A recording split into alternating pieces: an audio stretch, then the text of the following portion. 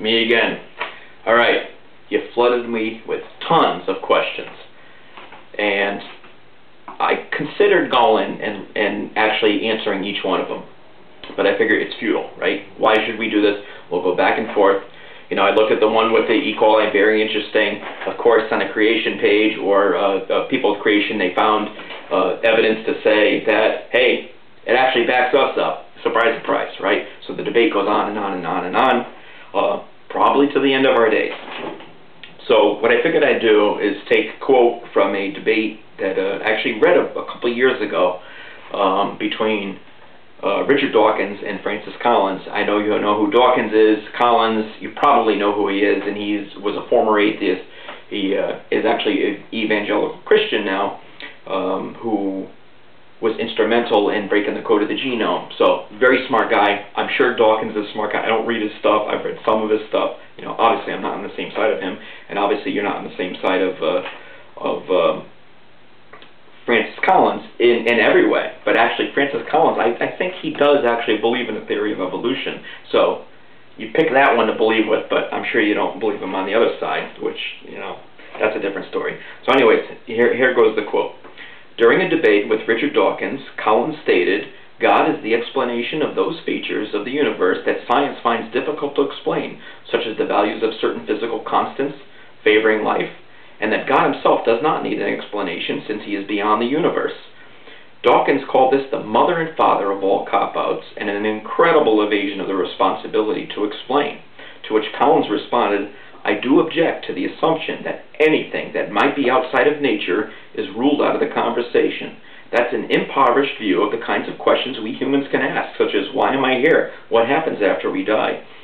If you refuse to acknowledge their appropriateness, you end up with zero probability of God after examining the natural world because it doesn't convince you on a proof basis. But if your mind is open about whether God might exist, you can point to aspects of the universe that are consistent with that conclusion."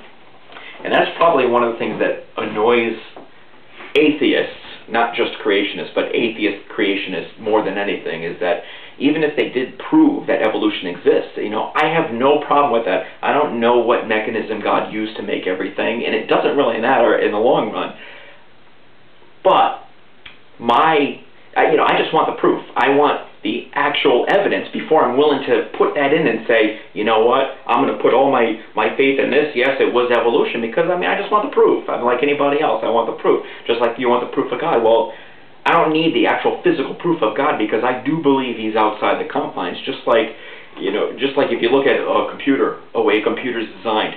You know, people develop the computer with their minds, right? And of course, with their functional, they built the computer. That computer is limited to the confines, you know, of its design. So, you know, it's limited to what the CPU was designed for, the hard drive was designed for, and it can't reach outside of that. You know, and it's an incredible thing, the computer, but it can't reach outside.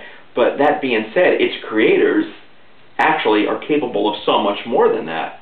You know, the computer has the input of the creator, the people that created it. It may do things faster, right? The computer does things faster because it doesn't have to think. But, you know, that's just a small analogy. It's a simple one, you know. So that's what we believe as creationists. There is a God. He's omnipotent. He's all-knowing. He created everything. So why would he be confined by the things he created us? I mean, you know, he didn't say he's going to create us exactly like him in the image and likeness of him.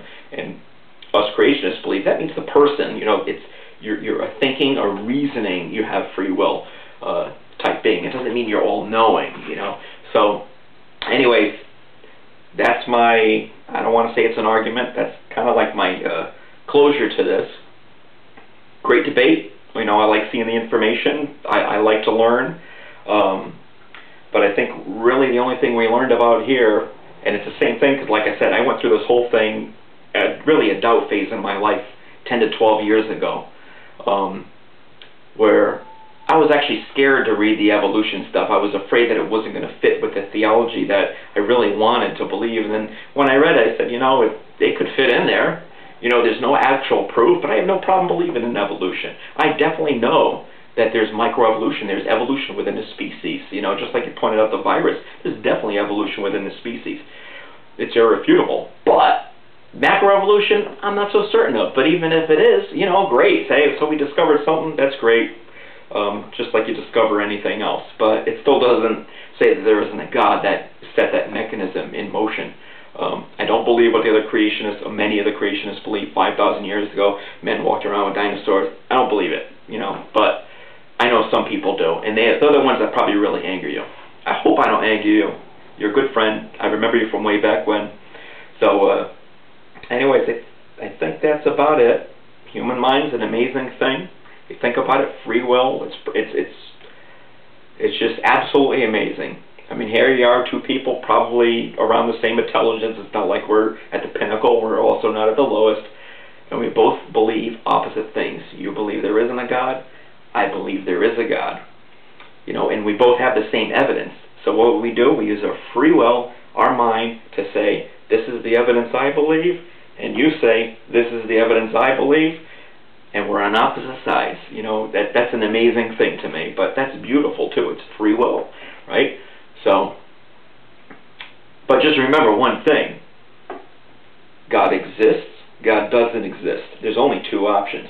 One's right? One's wrong. I guess we'll find out in the end, or if there isn't, we won't find out, but it won't matter. And if there is, we'll find out, and, you know, hopefully He has mercy on all our souls. So that's it. God bless you, bro. God bless me. Before you end and you leave this world, you're gonna believe in a God, because guess what? I added you to my prayer book. And as for the rest of you that are watching this, I'm sorry, I can't debate everybody. This is between me and an old school friend. It was fun, but it'll probably be the last one I do. Adios.